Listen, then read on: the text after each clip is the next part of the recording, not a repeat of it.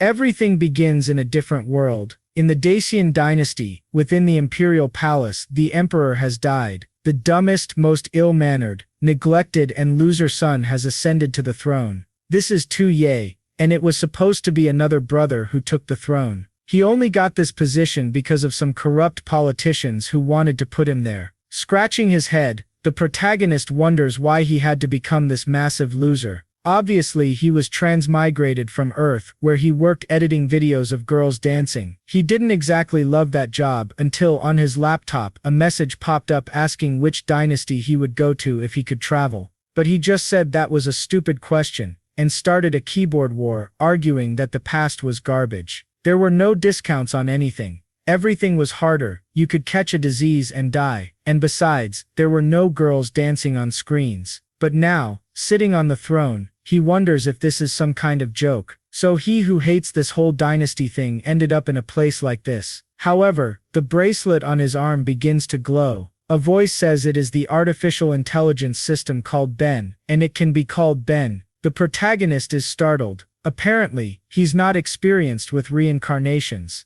The system then gives him his mission, which is quite simple. He just needs to let the Sen dynasty be completely destroyed, and he will return to his world. Meanwhile, the white-haired girl wonders what this useless guy is thinking. Normally he smiles when he looks at her, but today something is different. Tu Ye then turns to the side, wondering who she is, and in his mind various attributes appear. The system says she is one of his concubines, basically meant to keep an eye on what he was doing. He could see the stats of anyone related to his objective. The system informs him that her name is Yaosu, and basically she serves to spy on him. She's wondering if she's seeing something strange, or if he's looking at her differently. Scratching his chin, he knows that this beautiful woman is just there to spy on him, but her charm is undeniably strong. She wonders if he has seen through her disguise skills, because it seems like he has noticed. Suddenly, someone calls out to him. Beside him, a long-haired man says he seems a bit distracted and asks what's on his mind. Tu Ye already knows this guy must be one of the traitors who made him ascend to the throne. Studying the stats, the man has a 94 in intelligence and is the prime minister of the Chen dynasty. Obviously, he was part of the plan to put Tu Ye on the throne to use him as a puppet. Nearby was another minister, Xiao, who had blood power and immense influence in this place, and was also Xiaosu's father.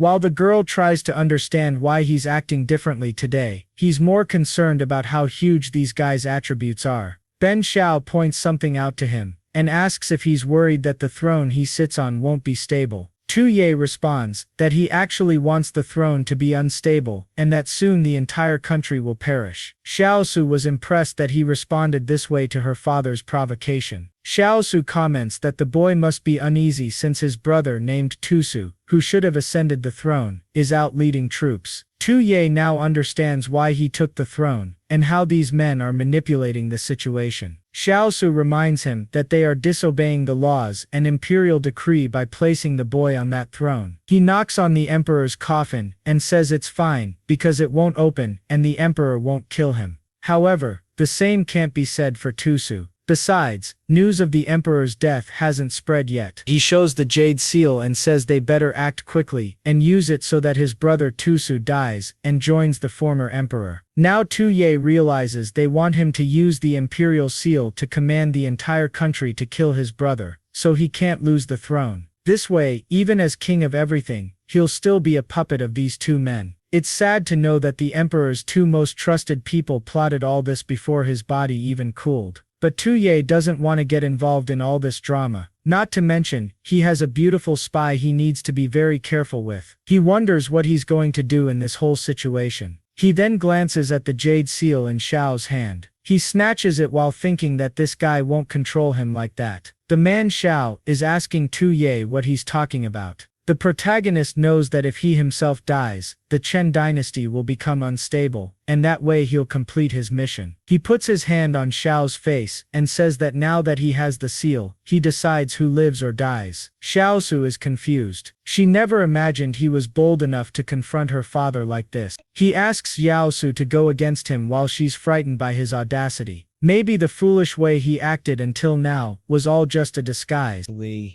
And now that he has the imperial seal in his hands, he holds all the power. Xiao Su warns him that he's being arrogant, and even before the ascension, he had the power to put him on the throne, and also to take him off. Tu Ye says to just kill him. He knows this guy has 77 martial points, so it will be easy for him to be killed. The man tries to approach, saying he'll strangle him to death, while his daughter tries to tell him to calm down. At that moment, Tan Yuan steps in and tells everyone to calm down, since their goal there is the same. Tu Ye notices that this guy is much calmer. To irritate him, he'd need to stir things up even more. He is startled, and the jade seal falls to the ground. Immediately, Xiao Tu yells, asking what he did, acting clueless. Tu Ye apologizes, saying it slipped. He knows that this seal represents the fate and authority of the entire Chen dynasty. It's how the emperor issues commands in this world. Breaking something like this is the ultimate offense, and he knows these men won't have the patience to tolerate it. Seeing Chen fuming, he already senses that death is approaching. But Chen Yuan is using every bit of strength in his body to do nothing. Xiao reaches out his hand, but when he's about to say something, Tan Yuan stops him, saying that His Majesty is just playing. Now that he sits on the throne, the entire world belongs to him. So a piece of jade is insignificant. What's broken is broken, and it's no big deal. Besides, it's getting late, so they would discuss this tomorrow. With that, the two start to leave, but Tu Ye calls out to them. He says that the emperor and common people are equal before the law, so he should be executed. But the two simply ignore him. The scene shifts to a room where Zhu Zhao says they need to find a way to get rid of Tu Ye. Chuan asks if he doesn't realize the consequences of eliminating the boy. Shu says he's becoming a coward, and still has the nerve to call that kid Your Majesty. But his friend steps closer and tells him to stop being foolish, because Tu Su is with the troops outside. If they killed Tu Ye, they would obviously be investigated, and surely executed. Unfortunately, when the boy broke the seal, they lost their greatest bargaining chip. Now the only thing they can rely on is his ascension to the throne. Choose to use Asiv of Halls if he's suggesting that Tu Ye broke the seal on purpose to prevent them from killing his brother. Chuan says he's certain of it. Before they were competing for the throne, but now that he's already ascended, it's better for him to have a good relationship with Tu Su. Moreover, if they pressure the boy too much, he could make a deal with Tu Su, bring his military power here, and wipe them both out. This way, their plan would obviously fail, and they would both be executed, something they can't risk at this point. Tu Ye will try to maintain a triangular relationship to control all sides. Xiao Ku laughs, and says Chuan is overthinking it. That child doesn't have the brains to plan that far ahead. However, Tan Yuan brings up how Tu Ye said that the emperor and common people are equal before the law. That was a phrase spoken by the former minister Balo Singo 100 years ago. He rose to the top of the world alongside the emperor, but when he lost the emperor's trust, the poor man was dismembered. Quoting a phrase that perfectly fits their current situation as a clear sign of Tu Ye's intentions. Xiao replies that he won't bow to this child, who only relies on his brother Tu Su's military strength. Even if the order wasn't issued with the Jade Seal, he will send someone to kill Tu Su. Xiao just watches. He knows they support Tu Ye, because he seemed like the easiest one to control among all the emperor's sons. Suddenly, he starts laughing to himself, saying that the late emperor really left behind incredible descendants. The scene then shifts to our boy, calmly sleeping in his bed, but in reality, he's already completely bored with this world. The food is bad, the games are worse, the music they play is awful, and he doesn't recognize any of the characters. There's nothing to watch without a phone, computer or anything. He's going to die. However, he notices something beside him, and when he turns, it's Xiao Shu. I'll just call her Shu to avoid confusing her with her father, Zhu Zhao. While she is Yu Zhe Shu, blushing, she says that as a servant, she must always stay close to him in his chambers. He pauses for a second and immediately turns red, saying he takes back everything he said about this place. Well, some time passes, and it seems our boy no longer even remembers what video games and phones are. He thought he'd be one of those protagonists who does nothing, but our guy is even stretching his back after all this. She then notices the suspicious hairpin she's wearing, and he already imagines this could be a perfect way for him to return to his world. Pouring a drink, he then calls out Xiao Shu's name, and asks if by any chance, she's a spy sent by her father to stay by his side. Her expression changes instantly, and she mutters to herself that it's impossible she's been exposed. A bit awkwardly, she asks what he's talking about, and says she doesn't understand. But he simply responds that he doesn't care about her relationship with Zhu Zhao. He takes a sip, turns away, and says he knows very well she was placed beside him to monitor him. He warns that he loves this game they're playing, because being emperor without it would be too boring. However, she's frightened, wondering how long he's known this, and if the fact that he's revealing it now means he's tired of this game.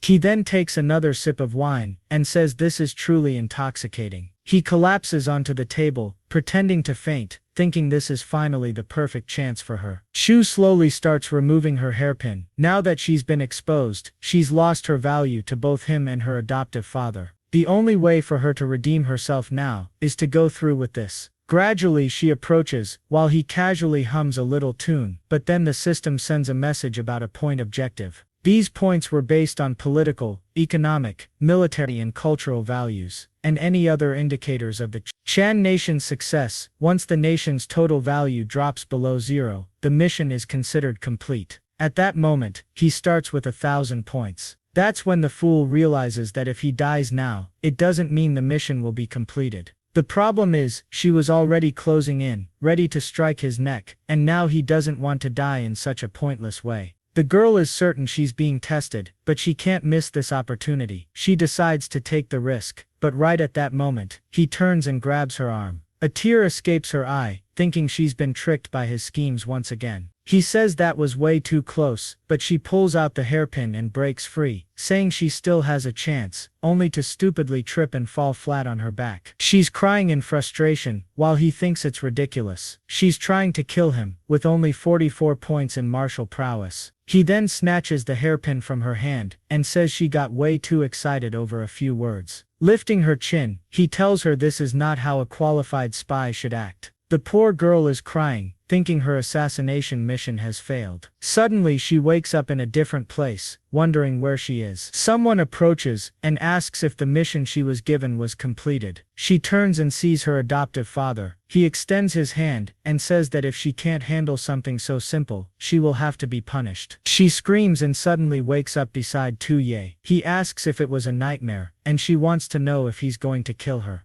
He gets up and replies that he already said not only will he not kill her, but he'll continue playing this game, and let her pass on messages. After all, that's what makes everything more interesting. She then starts dipping ink, and writing an imperial decree. She keeps wondering what he's planning with that terrifying expression. She's certain he must be plotting something against her adoptive father again, but the expression is because writing with that cursed brush is just too difficult. He takes a deep breath, and she comments that was too fast. Humbly, he turns and asks for help writing something. Before she can respond, he's already placing his hand on her shoulder, telling her to sit there. Awkwardly, she says she doesn't know what decree he wants to write. He says it's a decree to strip all descendants of the Tu family of their surnames, and reduce them to commoners. She is confused, not understanding why he's banishing his own family. She asks why a servant like her has to write something like that. Tu Ye had asked the system for the easiest way to lose points, and it explained that it was by getting rid of the Tu family descendants. Since Tusu holds significant military influence, this would also make him appear as a cruel tyrant, perfect for his plan. Excitedly, he says that in this world, he'll be seen as a tyrant, and make everyone attack him. He quickly asks why she's hesitating, prompting her to apologize, and start writing. He then casually tells her that to satisfy her curiosity, he's doing this to make the game more difficult. Placing his hand on her face, he says that with this decree, he's now a solitary man, without family support, and with the reputation of a cruel tyrant. And of course the one to deliver this news to Xiao Zhu would be her. He tells her she can consider this information a gift. Poor Shu, having suffered so much all her life, is receiving a gift for the first time. Tu Ye is eager for her to carry out this task. While she knows she's being tricked, she can't help enjoying it. The scene then shifts to Zhu's residence. She knocks on the door, and he opens it, asking what it is. She enters and says she has information about Tu. She explains that Tu Ye signed a decree, stripping all members of the Tu family of their royal positions. The two ministers are shocked. Zhu turns to Shuwan, saying he had intended to place another Tu descendant in the boy's position, but this clearly ruins their plans. Chuwan then asks how she obtained this information. Embarrassed, she replies that His Majesty had her write the decree herself. Immediately Zhu turns and slaps her, calling her a bastard. She falls to the ground like trash, and he asks if she let the secret leak. Crying, she insists she would never do such a thing, but he points at her, accusing her of using the boy to destroy her own father. Chuwan places a hand on his shoulder, telling him to calm down. He warns that if Shu had leaked the information, she wouldn't even know about the decree. Zhu pauses. He then apologizes, saying a father can act wrongly, but asks not to be blamed. He turns to TM Yuan, and admits that their plan to install another prince has failed. Now it's time to proceed with their plan to gather all the courtiers, and humiliate that bastard during his first court session. Chuwan starts to comment on the plan, but then says it's fine, it's better to forget it. He knows Xiao Zhu isn't a very intelligent person, so it's better for him to plan things on his own. Back with our dear Tu Ye, with his finger in his nose, thinking the decree was ready. The problem is this is far from enough to drop the country's score to 0. So he's going to need new ideas. Then he remembers how an extremely large empire once fell. The leader had countless corrupt ministers and ignored all state affairs, but what truly led to the downfall was that he forcibly began taking women from the entire population, recruiting concubines from everyone. Considering that the most influential people here are the courtiers, he's going to steal everyone's women, which will surely make them furious and attack. Tu Ye loves the plan. Not only would he lose a lot of points, but he would also benefit. It's the perfect scheme. He then turns to his servant and orders him to bring Zmj Azu and Lichuan immediately. After a while, they arrive, and he opens his arms, saying how much he missed his ministers. Chuwan greets him respectfully, while Zhu however sits down and tells him he should start getting familiar with the court, now that he's taken the throne.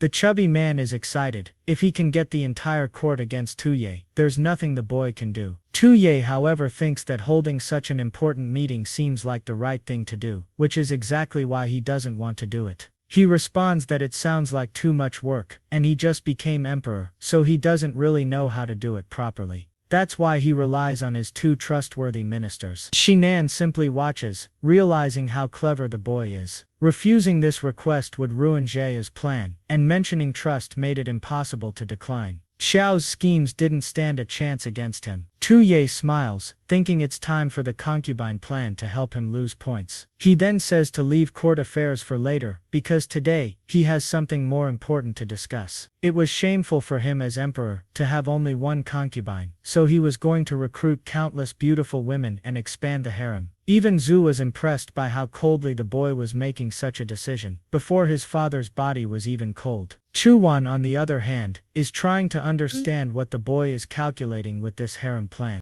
Tu Ye sits there smiling, saying this is an extremely important matter that must be resolved quickly. Seeing the ministers' faces, he knows the points will soon start dropping. Zhu agrees, but says that searching for women across the world would take too long. Tu Ye says that fine, they'll start today, but only within the capital. The chubby man is confused as to why Tu Ye is being so impatient. Meanwhile, Tuwan suspects that mentioning the capital means the boy's real objective lies there. Suddenly, Tu Ye strokes his chin and says he has an idea that will save a lot of time and effort. They'll start by selecting women related to the court ministers immediately. Shinan is shocked. The scene shifts outside, and Zhu comments that if Tu Ye truly is an idiot, he's ignoring state affairs and focusing on expanding his harem. But that's perfect. The kid is digging his own grave, so they won't need to do anything. However, suddenly, Tuwan snaps, shouting enough. If he keeps underestimating His Majesty like this, their families will surely be executed. Zhu Jia looks startled as Tuwan composes himself. He apologizes for losing his composure, but insists that the boy's harem plan is clearly a malicious strategy. First, the moment he ignored the court meeting showed he knew Xiao's intentions. Xiao Wu argues that they had just planned this right before entering, so it's impossible for Tu Ye to know.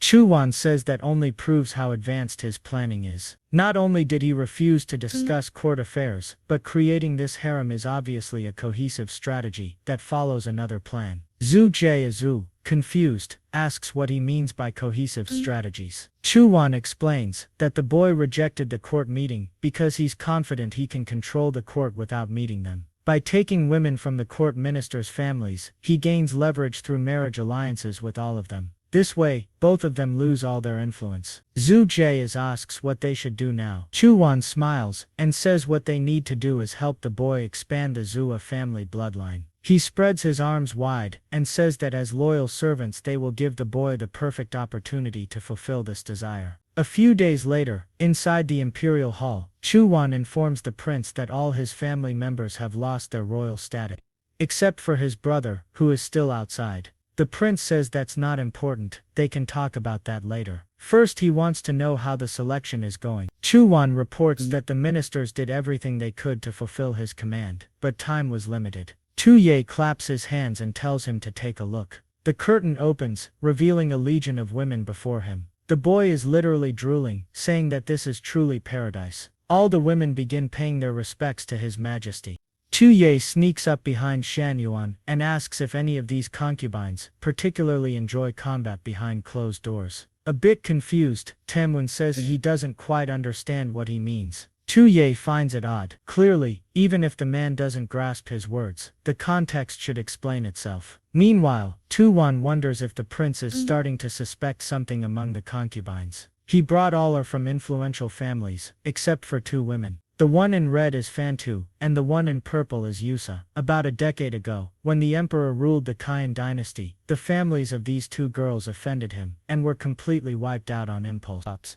Chuan saved the two girls from execution. For the past decade, he has kept their identities secret and raised them by his side. They inherited the ancient talents of their families, making them perfect pawns in his hands. In a private room, Chewan calls for Tamwen She. He informs them that the Daqian emperor, who had their families executed, is now dead. However, since they couldn't take revenge personally, he asks if they still hold. Resentment fills them as they reply, they are willing to die 1,000 times in the name of vengeance. For Tone, this was the perfect chance to place them beside the prince without raising suspicion. With a sparkle in his eye, Tuye remarks how those two stand out. Man, their body types are kind of unbalanced compared to each other, aren't they? He thinks. But Shaynan starts sweating, wondering if the boy has already noticed. The system revealed all their talents. Shu was adopted by Taemin, and intends to kill him, and destroy the nation. Obviously, Fantu has different attributes, but her goal is the same. Tuye thinks Chewan made the perfect move by sending these two, a snake and a scorpion, right next to the tyrant, destined to help bring down the country. He approaches them, smiles, and asks for their names. One of the girls introduces herself, and Tuye moves closer to Shay, commenting that she seems a bit nervous. Shaynan is drenched in sweat, fearing her introverted nature might expose her true intentions. Tuye lifts her chin gently, telling her not to be afraid, assuring her he's very calm and approachable. He keeps teasing until she suddenly says she can't take it anymore. Out of nowhere, she collapses, seemingly fainting. What the system didn't mention is that Shay has difficulty controlling her emotions when touched and faints out of embarrassment. Tuye stares in shock, while Tuwan looks even more terrified. All Tuye wanted was to show interest in the girl Chuan brought. He didn't expect her tolerance for physical contact to be so low, ruining his presentation. Now Tuwan fears her identity might be exposed, and will likely try to replace her. Falling to his knees, Tuwan apologizes, admitting it was a terrible mistake to include this woman in the selection. He says he deserves to die, and will remove her immediately. But Tuye raises his hand and says that won't be necessary. He lifts her into his arms, smirking, saying he quite likes women who can't handle a little touch. Chuwan's choices have pleased him. Shuzan finally thinks this tyrant really is a pervert. Shaynan wipes his face and thanks his majesty. Meanwhile, Tuye casually decides that tonight she will serve him in bed. Fantu stands by silently, vowing that he will soon pay for all of this. Suddenly, Shay glances at her, and both seem confused. He wonders why she seems so pleased. Maybe she's also eager to serve him tonight. He then declares that tonight the three of them will join him. Without wasting time, the scene transitions to the bedroom. Looking at the two, Tuye comments that among the palace beauties, they truly are the most stunning. Not to mention, the system warned that they're getting closer to him with the goal of destroying the country, which is perfect. They also have numerous strong attributes, having been trained by Tannen. The only issue is that Tuye only knows their basic information. He has no clue what their actual skills are, or if they could help in bringing down the kingdom. Fantu glances back, wondering what this tyrant is thinking. The two girls exchange looks, determined to sacrifice themselves for their cause. They assume they'll use every method to humiliate them, and force them to submit to his tyranny. Back in the present moment, Tuye suddenly says the time has come, but he just stands there staring, making Fantu even more anxious. He specifically requested both of them, which was suspicious. They remember Che-won when saying he prepared the perfect way to hide their identities, so that shouldn't be an issue. However, they need to be careful since Tuye is extremely sharp and not easily deceived by beauty. Plus, he has Shu, who is not only their ally, but also a rival. If they want to earn his trust, they need to prove they're worth more than just their appearance. Tuye steps closer and asks if they know how to do that. Back to the present, Tuye asks what the two were thinking so deeply about. He says he'll ask once more if they have any special talents or abilities. This was the moment they had been waiting for, as Tan had instructed. Shay then speaks up, saying she's skilled in predicting parts of the future, stargazing, script analysis, and has talent with talismans, fanguli, healthcare, medicine, and alchemy. Tuye is genuinely impressed, and finally, she mentions she has experience in more intimate skills behind closed doors. However, Fantu finds it ironic that she would say that after fainting from a simple touch. Tuye then turns to Fantu and asks what she knows. Fantu notices from his expression that he isn't satisfied with Shea's answer. A key detail is that she comes from a family of merchants. Since childhood, she was involved in negotiations alongside her grandfather. Because of these environments, she became skilled in finance, calculations, and understanding human nature. However, her grandfather taught her that such skills could raise suspicion among the powerful. She must seek revenge while preserving herself. In other words, she needs to show her value while appearing innocent. So she tells Tuye that she's a weak woman with no special abilities, talents, or powers. She decides not to reveal her financial skills or knowledge of human behavior, trying to appear like an innocent young lady. She says she came from a wealthy family, but her parents have passed away. The only thing she has left is the wealth they left behind. Tuye wonders if this girl is basically Batman, an orphan, rich and left behind. But after analyzing the situation, he sees a way to. He then asks her how, as the ruler of the nation, he should be interested in her wealth. He suggests it might be a good idea to put her in charge of the national treasury immediately. She was startled by the suggestion. Tuye's plan is that considering she's a spoiled girl from a rich family, she must be terrible at managing money. Putting her in charge of finances is the perfect way to trigger an economic collapse. Then he turns to Shea and says that since she's talented in studies, he'll appoint her as the national teacher. Additionally, she'll be responsible for his longevity through alchemy. Shea is utterly shocked by this offer. He's certain that if she manages medical affairs, a lot of people will end up poisoned. Then he adds that now that she's the national teacher, he always wants to see her in a Tai's row, all because he thinks cosplay is pretty cool. Shea is terrified, while Tuye's nose is bleeding from excitement. The scoundrel is already imagining that if there's going to be cosplay, it should be in abundance. Having a cosplay harem in this martial world isn't such a bad idea. The scene shifts to the AO study house. This time, Tuye is writing an imperial edict. It also seems like he's crafted a somewhat fake replica of the Jade Seal. Apparently what he wrote is a scheme to kill Tu. Once his brother dies, the vile Tuye will have a way to deal with the others. Suddenly, he tells someone to enter. General Zelen appears, awaiting orders. The chubby emperor hands him the decree, and orders him to go to Linting City and deliver it to Tu. He must personally witness Tu taking his own life and bring back his head. The general simply acknowledges the order. Outside on the rooftop, someone sends a message through an eagle to inform Lord Che-won. The eagle flies across the moon, revealing an army advancing through the forest. However, a cloaked group perches among the treetops with the eagle landing on someone's shoulder. A girl wearing a butterfly mask tells them to prepare, but she's not the brightest and stumbles, falling and screaming for everyone to move. She crashes to the ground, and it seems this happens often since the others say they're getting used to it. Lying awkwardly in the bushes, she orders them to attack. Zed Sin, riding his horse, suddenly notices a rope below. He tries to change direction, but it's too late, and everyone falls off. One tries to stand, but is struck from behind. Assassins descend from the trees, throwing kit at him ahead. Another warns that Lord Shaewon ordered no one to escape. Zed Sin demands to know how rebels dare intercept an imperial decree. The figure stands still for a moment before lunging forward, cutting down two soldiers, but then he sees wings ahead, and from above, a voice taunts him, asking if that's all he can do. In an instant she's behind him with a blade at his neck. Jun declares they are members of the Kung Guard.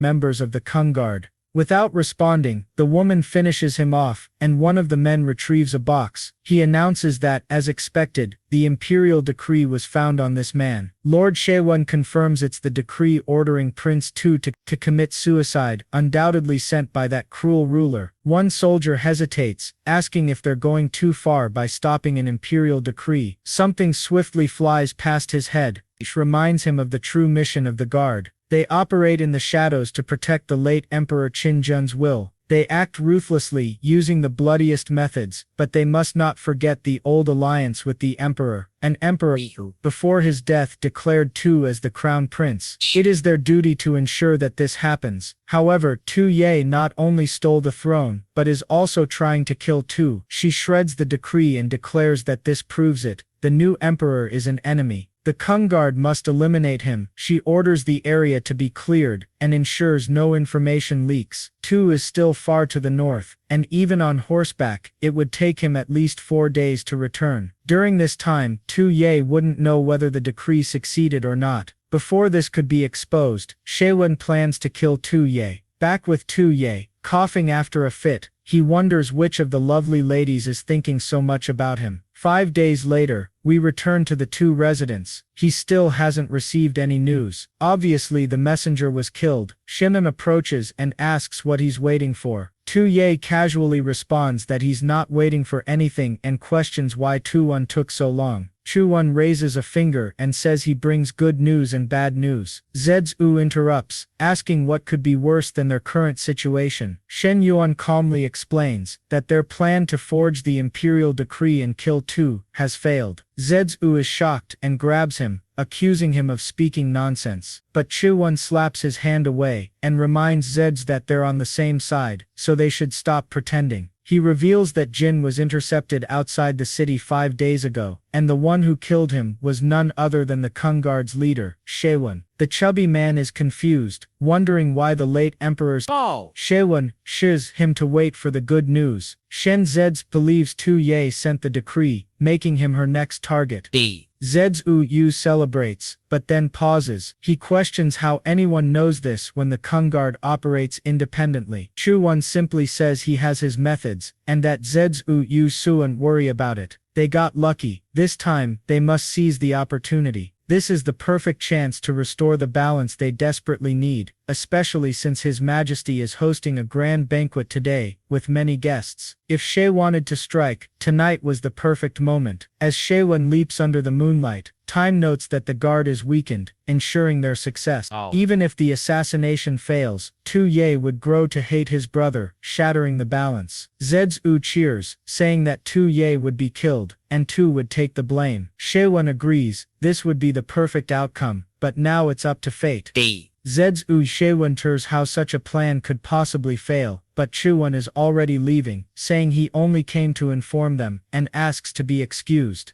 As he descends the stairs, he ponders that the only factor he can't predict is how His Majesty will react. Moreover, the two girls he placed beside Tu Ye despise him, and tonight would be their perfect chance to strike. But no matter how skilled they are, could they outsmart His Majesty? All he hopes is that he's not being overly paranoid. Meanwhile, in the palace hall, the cosplay banquet has begun. Right in the middle, King stands out. He is dressed as Nezuko, and Tu as Saber, or so it seems. The girls compliment each other, while others chat with them. Apparently, the participants are competing for Tu Ye's attention. Some even regret not wearing something more modest. A soft step echoes through the hall. Lady Shaewon, the Kung Guard leader, has arrived. thinking that this ruler truly is a shameless pervert with bizarre tastes. Oh, She surveys the hall, however she wonders what's happening, since none of the women seem to have any martial prowess. Yet the competitive gazes among the harem candidates are sharp and intimidating. She overhears two women whispering that wearing such revealing clothes must mean she's full of ambition. A woman in green compliments Shayla's outfit, calling it creative, but in the harem competition, family background mattered most. Shayla feels like killing all these women, but restrains herself. Her target is someone else. oh. Suddenly, the crowd cheers as His Majesty arrives. He enters in style. It turns out the girls in cosplay weren't Shaylin Toes, but other competitors. He blows a kiss, declaring his love for all of them. Smiling, they respond that they love him too. But Tu Ye quickly notices something peculiar. Of course it's Shaylin. The system already flagged her as the Kungard leader, and a supporter of Tulun. Immediately, Shaylin senses his gaze on her and wonders if she's been discovered. She discreetly reaches for a kunai, thinking it's time to end this pervert. Suddenly she shouts to His Majesty, and leaps toward him, declaring it's time to face death. The other women gasp, questioning how she dares speak that way before His Majesty. They start wondering if this is the true essence of this cosplay banquet. 5 days earlier, Tu Ye had gathered all the women to inform them about the upcoming competition. Naturally, one of them asked what exactly a cosplay banquet was. He casually explained it was just an event where they would wear various outfits, play games, and have fun with him. Now it all made sense. The sisters thought Shay was just acting like an assassin to impress him. Shaylin charged forward, declaring she would die, but Tu Ye simply blew her a heart-shaped kiss. One of the women in the harem grumbled that this wretched woman was pretending to be an assassin, knowing full well that dangerous men were watching. Shaylin glanced sideways, and saw Udiye leaping at her, determined not to let Shay win with a stunt like that. Shaylin grabbed her by the arm and slammed her to the ground. Confused, she wondered if these women were all insane. They had no cultivation yet dared to attack her. Maybe this was the true essence of this so-called roleplay. Oh. Suddenly, all the women rushed at Shaylin, declaring they wouldn't let her steal their spotlight. They grabbed her,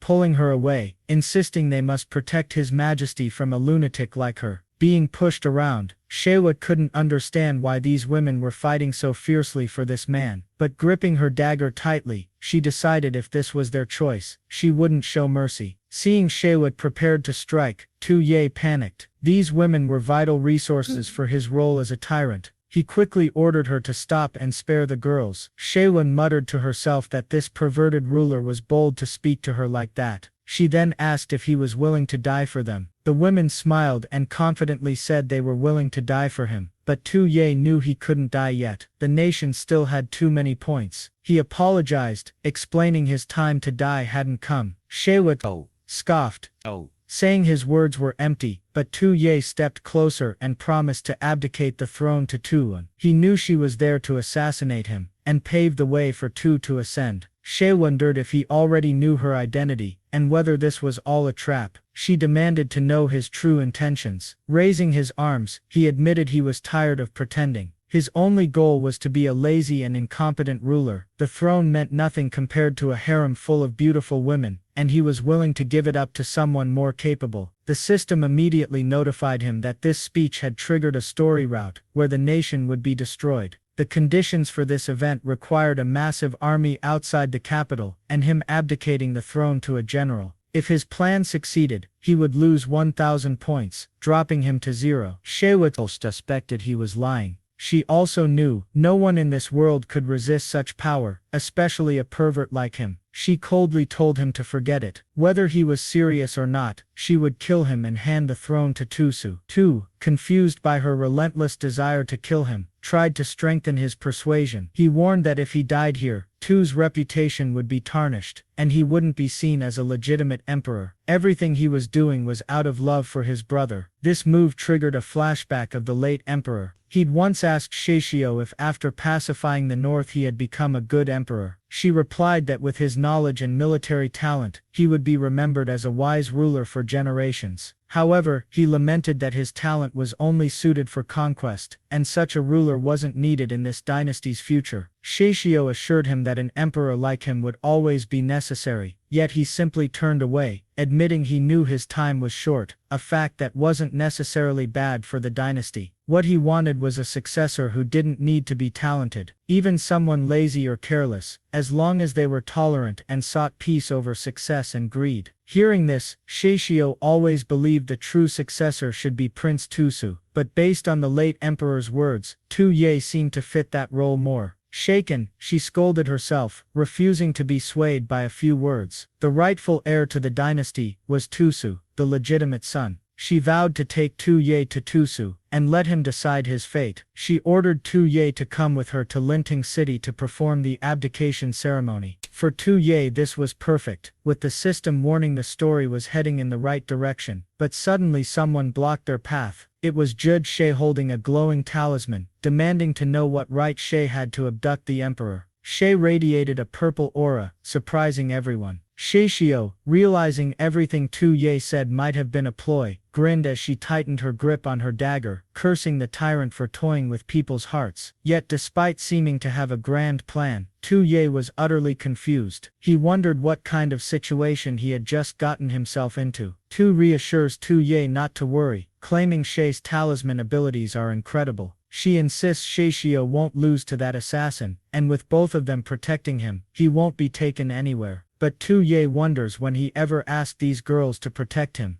Flashback to a few nights earlier, Channy Went is seen talking to the two girls. He asks if they know their true mission after getting close to Tu Ye in the palace. Shishio confidently replies that she plans to find the right moment to kill that perverted tyrant and avenge her family. However, Chuan explains that many people have died, but killing him once isn't enough. Their primary mission is to bring complete destruction to the entire dynasty. For now, they must ensure Tu Ye stays alive. Both girls are confused by this. Chuan clarifies that Tu Ye always appeared incompetent and foolish. That's why Tenwon helped him ascend to the throne while Tusu was leading the army. Apparently Tenwon revealed the entire story. She asks if she's supposed to become a concubine and manipulate Tu Ye into actions that will destroy the Chen dynasty. Chuan confirms that's exactly it, but he warns that was only the initial plan. After taking the throne, Tu Ye changed completely. His incompetence and idiocy were merely a disguise, making him much harder to predict. That's why for now, they must stay close to him and discover his true weakness. She was startled. It was the first time she had seen Chuan this serious. She couldn't tell if he was afraid or excited. Chuan then addresses Fontu, praising her intelligence and trusting she'll adapt quickly. Fontu, skilled in talisman and alchemy, is strong in combat but simple-minded.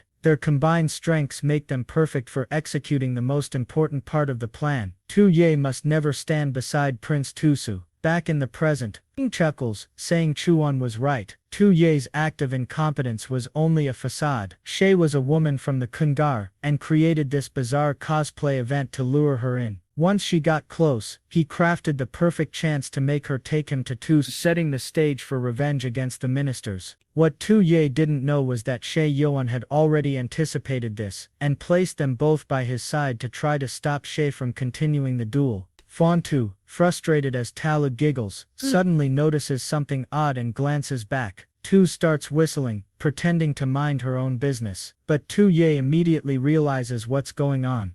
Since both girls were sent by Tenya, they won't let him abdicate the throne to Tusu. The problem is that this event was perfect for Tu Ye to destroy the empire, so he needed to find a way to control She. His expression changes as he remembers She's greatest weakness. As She steps back to compose herself, Tu Ye sneaks up behind her and grabs her waist. Lifting her chin, he declares that a supreme leader like him couldn't rely on concubines for protection. She immediately turns red, tries to speak, but faints. Tu Ye smirks, tells She to seize the opportunity now that it's presented itself. She pauses, confused. Clearly there had to be more tricks from this tyrant. Tu Ye urges her to move, asking what she's waiting for. With little choice, Shay decides to capture him first and figure things out. Later, Tu Ye celebrates finally getting what he wanted, but as he approaches, Shay collapses. Unbeknownst to Tu Ye, Shay has a hidden trait when she completely loses consciousness from physical contact. Any woman who touches the man who caused it becomes her mortal enemy. Shay regains herself, glaring at the other girls. She slowly approaches, radiating a dark aura. Though hesitant, she crosses her hands and performs a jutsu, activating a third-level fire spell. A flame appears in her hand, forming a massive fireball. Shay was startled, and Taouz watches in shock. Tu Ye panics, realizing that if Shay dies, his entire plan will fall apart. He rushes forward, pushing Shay's side, yelling for her to get out of the way. At that moment, Shay unleashes her attack, causing a massive explosion in the palace, and somehow they kiss. Wait, what is this? A 2003 anime. Shay turns as red as a tomato, ready to yell at him but slams her head on the floor and faints. Smoke rises, leaving both of them sprawled out. Tu stands stunned, until Tu Ye suddenly appears. The system alerts him that the current event has failed. However, a new event, Circle of the Pillar, has been activated.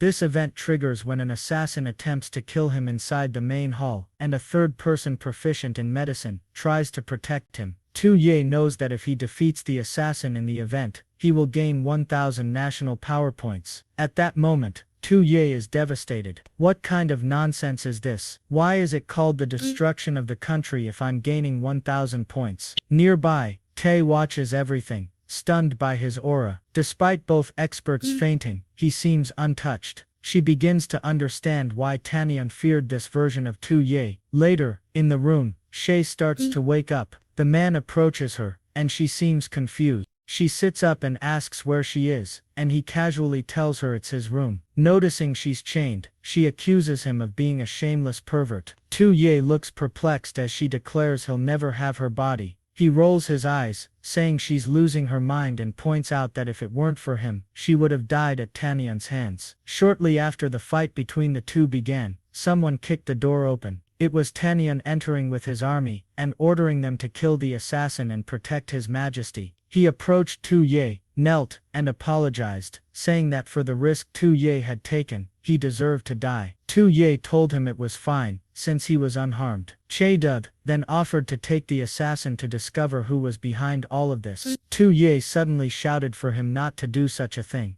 Awkwardly, he tried to come up with an excuse. He picked up the assassin in his arms, and said that since she was quite beautiful, he wanted her company. Che Wen, confused, warned him that the assassin was very dangerous, and not good to keep around. Tu Ye replied that this only made things more exciting. Besides, did Chuan think he couldn't handle a woman without weapons and immobilized? Chuan lowered his head, and assured him he'd never think such a thing. Tu Ye then ordered XS to watch over the sister. Calling for Shu, he dismissed everyone else.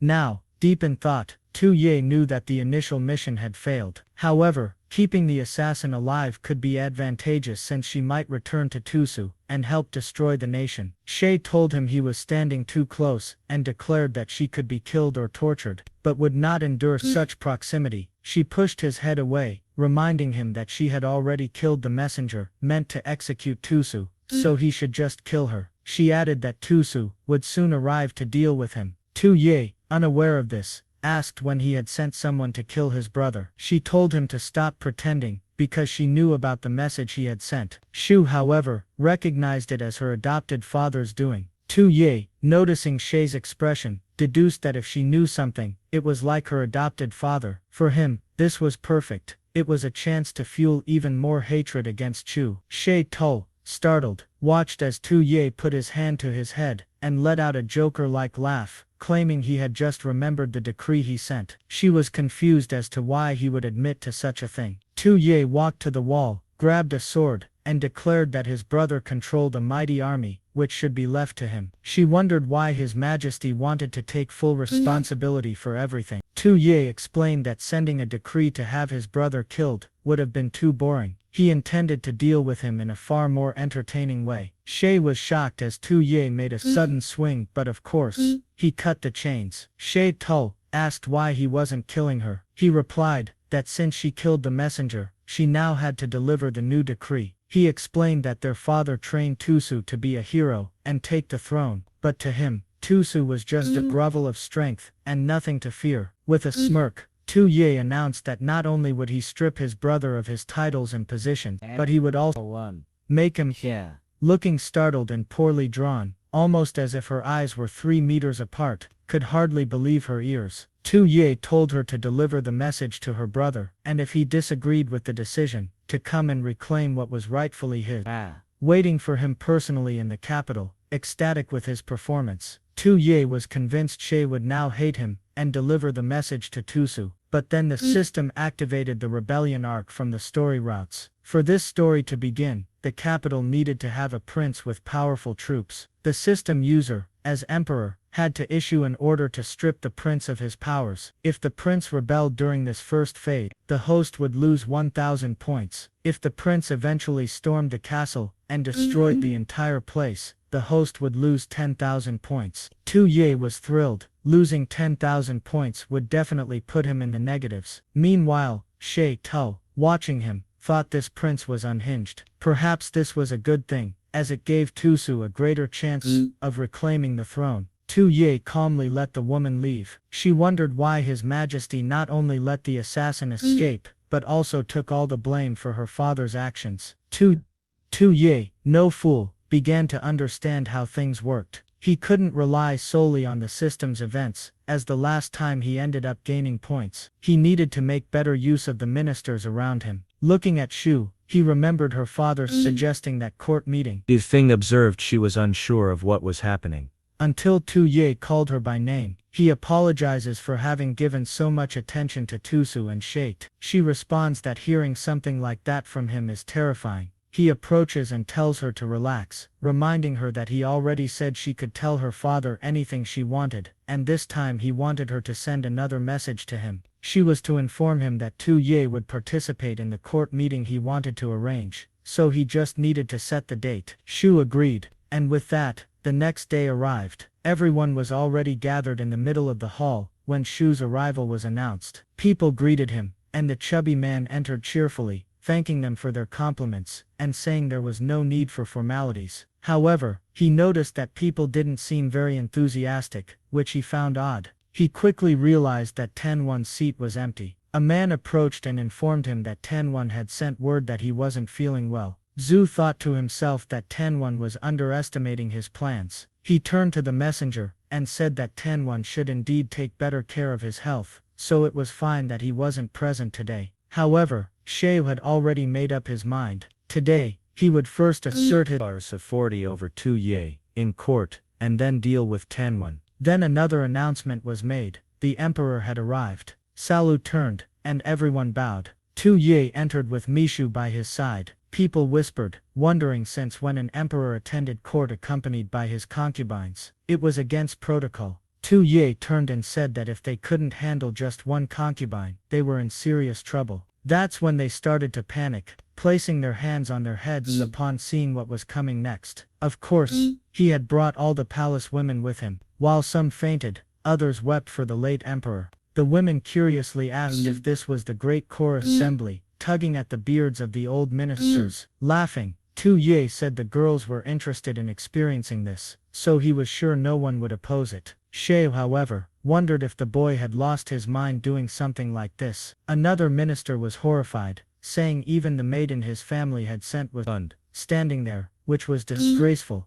He asked His Majesty if he had brought them to court just to humiliate them. Sheu pointed out that bringing a harem into a place like this was against protocol. Tu Ye calmly told them not to worry, saying he had no ulterior motives. He was just a foolish leader wanting to enjoy his harem wherever he went. Zhu didn't know how to respond. Tu Ye knew that as long as he was direct and shameless, there was nothing they could do. He then turned to one of the ministers and asked if they weren't going to prepare seats for everyone. With that, small wooden stools were placed on the floor. The women sat down, saying they wanted to be closer to the throne, and Tu Ye promised to arrange things better next time. At that moment, the system notified him that he was breaking the country's customs and etiquette, resulting in a loss of 500 points. He was thrilled. Causing chaos in court was the best strategy. Obviously, His current plan was to break all dignity and lose as many points as possible. Xiao thought to himself, for now, he had to endure this humiliation, but soon the boy would learn his lesson.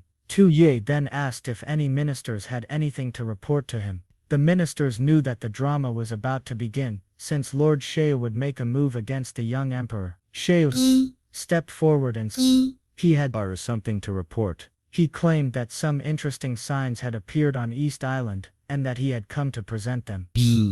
Tu Ye asked what those signs were, and the chubby man chuckled. He said the sign was none other than the sacred beast, the azure dragon. Honestly though, that azure dragon looked more green than blue. The elder claimed this symbol represented the growth of the Xiao glanced sideways, not looking too excited about it. Xiao wondered why the boy didn't seem thrilled by such a favorable omen. Could it be that his plan was already being discovered? He suggested that Tu Ye should personally examine the divine beast. Clapping his hands, Xiao ordered it to be brought in. A green paw stepped into the hall, causing panic. The ministers tried to avoid it. Tu Ye, however, appearing curious, two men entered, struggling to lead a monstrous creature resembling a crocodile, stopping in front of Tu Ye. Tu Ye burst into laughter, questioning if that was supposed to be the divine azure dragon. Clearly, it was just a dead dragon-like creature. Xiao insisted Tu Ye admire the majestic nature of the dragon, meanwhile anxiously awaiting the boy's reaction to the spirit beast. At that moment, one of the system's special events activated. For this event to trigger, someone related to the throne had to present a beast as a gift. At the same time, the beast presented had to be part of a lie. Essentially, they had to claim it was one creature when it was actually something else. To complete the event and lose 2,000 points, Tu Ye had to be convinced by the ministers that this was the real beast. Tu Ye smiled, thinking Xiao always brought interesting surprises. Now it was time for his next performance. The massive dragon opened its mouth as Tu Ye stood there observing. The handlers struggled to control it, while some ministers couldn't help but laugh. At that moment, Tu Ye commented that this so-called azure dragon didn't look very real, but that was exactly what Zhe Xiao wanted. Now it was time to start manipulating him. Tu Ye then said that it must surely be an azure dragon, and asked if the ministers agreed that it was a divine beast. Of course that was Zhe Xiao's plan all along, and immediately, the other ministers began to agree. One even pulled out a book, claiming that his ancestors had seen an azure dragon, and it looked identical to this one. Everyone congratulated Zhe Xiao, saying that receiving such a beast was a blessing. This was Xiao's strategy to turn all the and gradually strip away his influence. However, for Tu Ye, who wanted to lose those 2,000 points, this was absolutely perfect. But just as he was about to praise it, someone blurted out that the creature was disgusting. Confused, Tu Ye asked, then he saw it was one of the girls from his harem. She said that creatures so ugly could never be as magnificent as your dragon. Tu Ye trembled, wondering why these women were getting involved at such a critical moment. Trying to fix the situation, he called Shu. He asked if she wanted to say something about it. He was completely confused, not understanding what he expected her to say. He told her he wanted to hear if she thought the creature in the middle of the hall was a true azure dragon. Shu hesitated. The emperor had always allowed her to act as a spy for Zhe Xiao, so why, at this moment, was he asking her to choose his side? Maybe, in the end, she posed no threat to him. He kept giving her chances to choose between him and her adopted father. At that moment, she remembered how he had been constantly close to Chu and Xiao lately. With that, her decision was made. She looked at Xiao, who was already anxious, confident that his adopted daughter would support his plans. But then she asked how something so hideous could be considered a sacred beast. Zhe Xiao was stunned. She then shouted, asking if Zhe Xiao was trying to deceive the emperor, which was clearly an act of treason. Zhe Xiao hadn't expected to be betrayed at a moment like this. Meanwhile Tu Ye wondered why she hadn't betrayed him. He rolled his eyes, trying to understand why she suddenly decided to turn on her father. He turned to the other women, and asked if they agreed with her. All the women began shouting that the four-legged creature clearly wasn't a dragon, and such treason from Xiao deserved execution. Xiao Zhao was in shock. He turned to Lord Jia and claimed that it was his illegitimate daughter sent to the palace who had instigated this. Lord Jia rolled up his sleeves and shouted, calling her insolent. He questioned what he had taught her and how she dared to be so rude to Lord Jia. But from among the women, his illegitimate daughter called him the insolent one. After all, the Sen dynasty didn't belong to Xiao. Moreover, she had only been sent to serve the emperor because she was illegitimate, and her father had no trust in the boy, thus discarding her. Lord Jia was stunned by the harsh words of his illegitimate daughter. The other ministers asked if Lord Jia was all right. He struggled to understand how his daughter had become so disloyal. Meanwhile, the women seemed to be plotting something. One of them spoke up, revealing that her father was laundering the city's money and mistreating the people. Another told Tui that her father was forcibly occupying others' lands. Soon all the women in the harem began denouncing their families to Tui. Xiao Zhao was trying to understand how they were losing to the harem in this court. Clearly, Chaiwan had been right and he should never have underestimated this child. Xiao Zhao glared at Tui, seeing him behind his intimidating harem. Tui was already pulling out a knife, and now Xiao Zhao was terrified. He wondered if this emperor was truly the chosen one. Tui took a step forward, and in Xiao's eyes, it was as if a golden dragon was approaching. The chubby guy kept wondering if he would really die because of a woman's influence being used against him. Tui actually seemed to strike with his sword, while Xiao was just stood there. The entire hall was shocked, and the women all covered their mouths with their hands. Wow, the guy had killed the Kodo dragon, or wasn't that the so-called celestial dragon? Then he approached Lord Jia. He said it wasn't worth damaging their relationship over a silly creature like that. He didn't need to worry, because no matter how strong he would cut it down just like that. He tells everyone it would be better to pretend today's court meeting never happened. Then he asks Lord Zhao what he thinks about that. The chubby guy holds back from saying something but only replies that His Majesty is right. However, sometime later he's devastated. The system calculated that he successfully completed the event. Since Xiao Zuo's plans failed, he increased his authority within the court. With that, he gained another 2,000 points, totaling 2,900. The poor guy looks at his hand, saying it's all his fault for bringing that damage.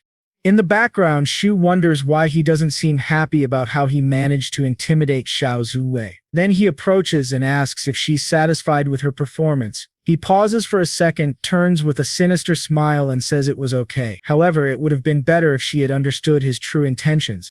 Shu has something wrong in her head. He understands that she did the right thing, but she should have done it without needing any kind of signal from him. However, His Majesty need not worry, because next time she will act proactively.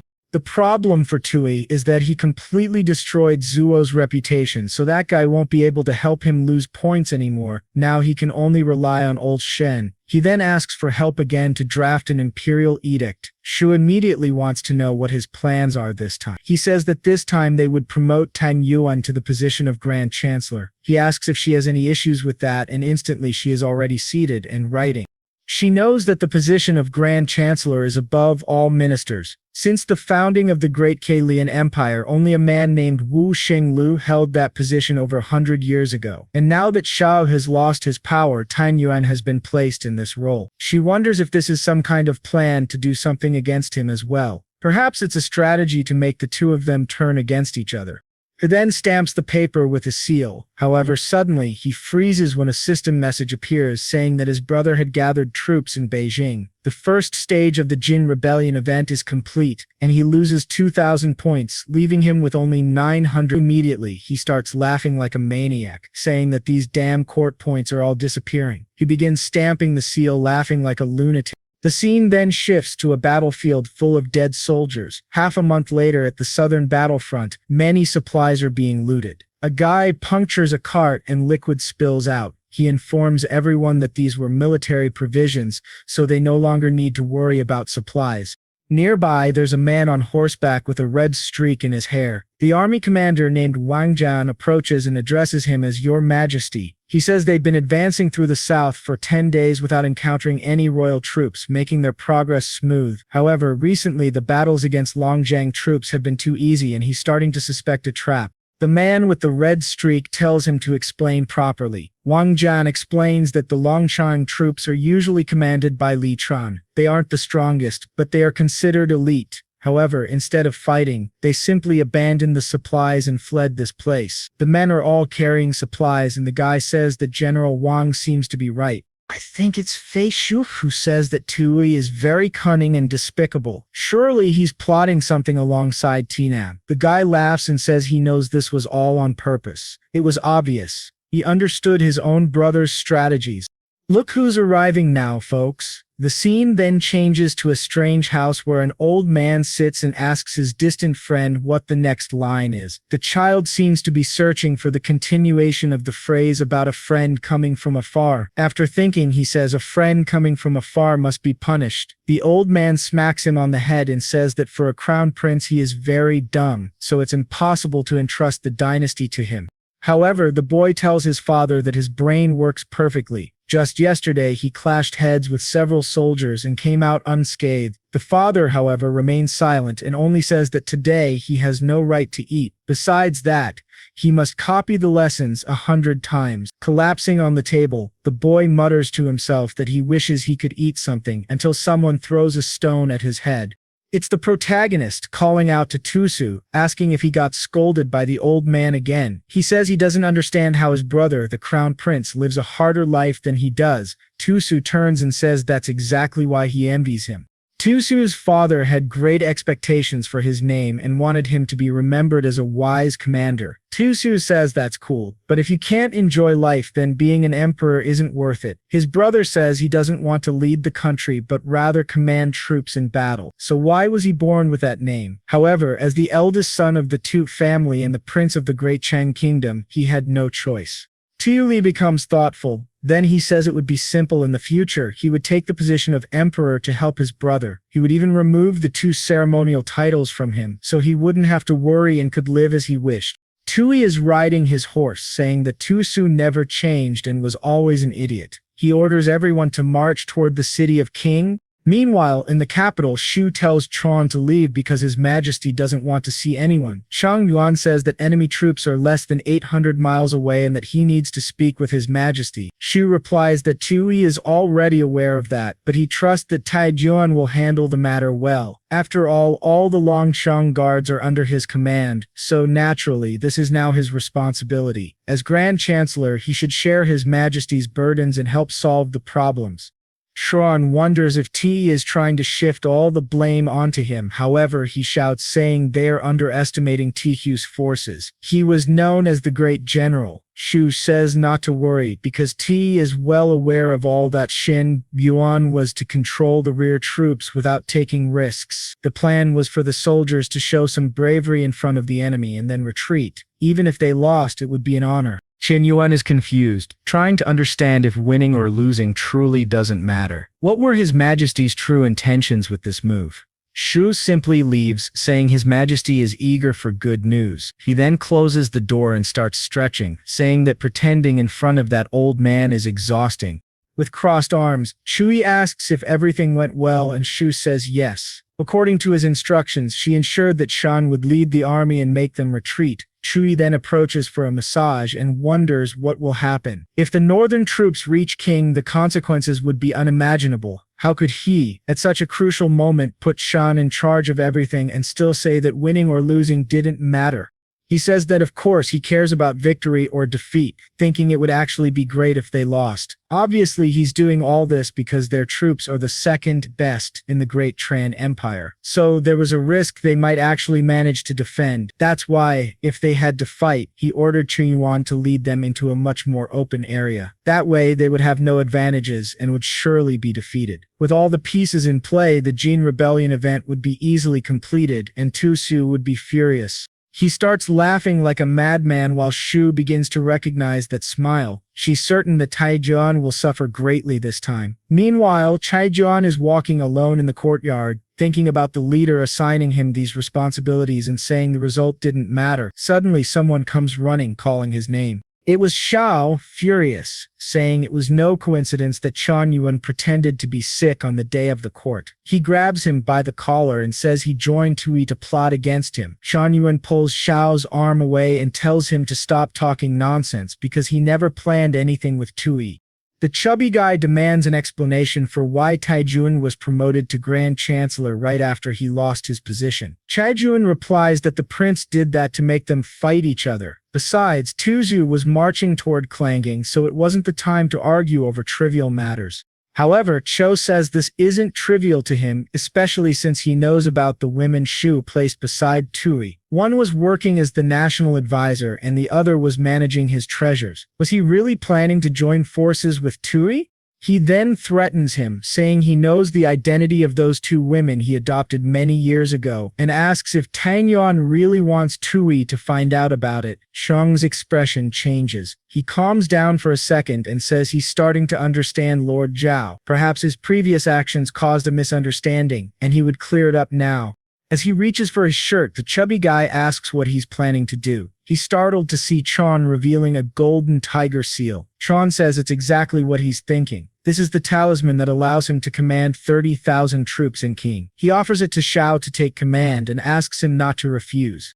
The chubby guy remembers when the emperor was still alive. Before dying, he gave the jade seal to one and the tiger seal to the other, to maintain balance among the ministers. The jade seal went to Xiao Zuo, making him responsible for assisting the emperor in decision-making, and the tiger seal went to Team to help the emperor control his troops. It was only because of this that both managed to maintain some influence even after Tua's death. However, due to these methods, Xiao Zhu gradually lost all his support and is now desperate. Chang Yuan says that as the one holding the tiger talisman, he's the only person who poses a threat to the emperor. That's why Tu Li openly promoted him to Grand Chancellor and wants him to resist the northern troops. Looking at the talisman, he knows this thing is a hot potato. It would be better to use it to at least stabilize Xiao Zhou before he did something foolish. However, Xiao's expression changes, and he asks if Tang Yuan is playing dirty again. He already understands that if he accepts the talisman, he'll have to lead the troops to face Tuing in the north. Considering how insane Tui is, it would be impossible for him to win.